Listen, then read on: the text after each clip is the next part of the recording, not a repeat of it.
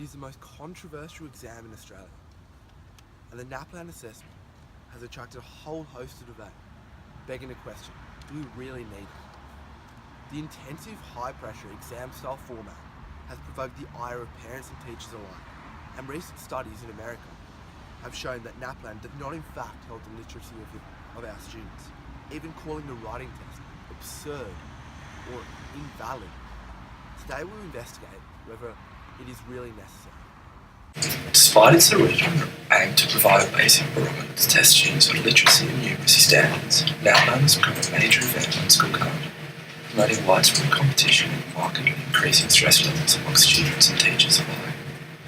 Schools are facing a challenge of preparing students for an exam that does not correlate with their own goodwill, resulting in panic, especially the fear of not stacking up with other schools across the state.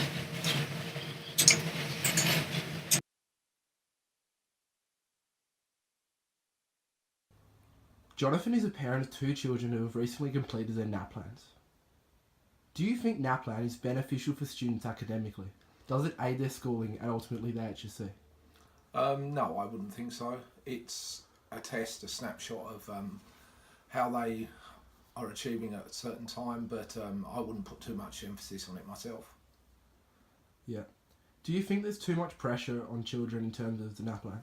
Definitely, but schools are worried about the websites and their performance, and I think it's up to parents to sort of moderate that pressure to make sure their children are not feeling too stressed by the whole scenario. Do you think it's worth scrapping NAPLAN? Yes, I'd be in favour of that. I don't think it really serves a particular purpose, especially in years 7 and 9. No. Would you prefer an alternative?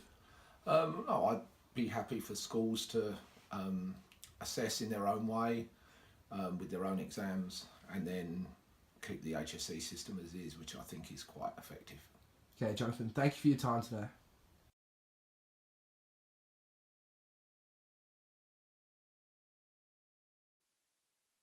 This is Christy. She has worked as a teacher for 23 years and has been assistant head of English at her former school. Christy, does the school you work at have an implemented study plan for the NAPLAN? In English classes, we've incorporated revision lessons, teaching different text types for the writing component, and it's become more structured, I think, with the idea that it was being aligned with the HSC. It'll be interesting to see what we do in the future. Yeah, for sure. Do you think NAPLAN is still relevant today? Oh, look, it has its positives. We can get some good diagnostic information about students, but the negatives are it's not always indicative of a student's ability and their potential, and it's marked, I think, in an area which is a way in which is quite reductionist in terms of how they're looking at writing particularly. Yeah, I definitely agree with that. Does NAPLAN cause undue stress or anxiety for students, and if so, how? I think it does for some students. They may not turn up for the test. Parents are worried about it. They ask questions about it. Teachers, I think, sometimes feel they need to teach to the test or teach different skill areas that may be asked. So, yeah, it does. Okay, thanks for your thoughts today, Christy. Really That's fine. appreciate it.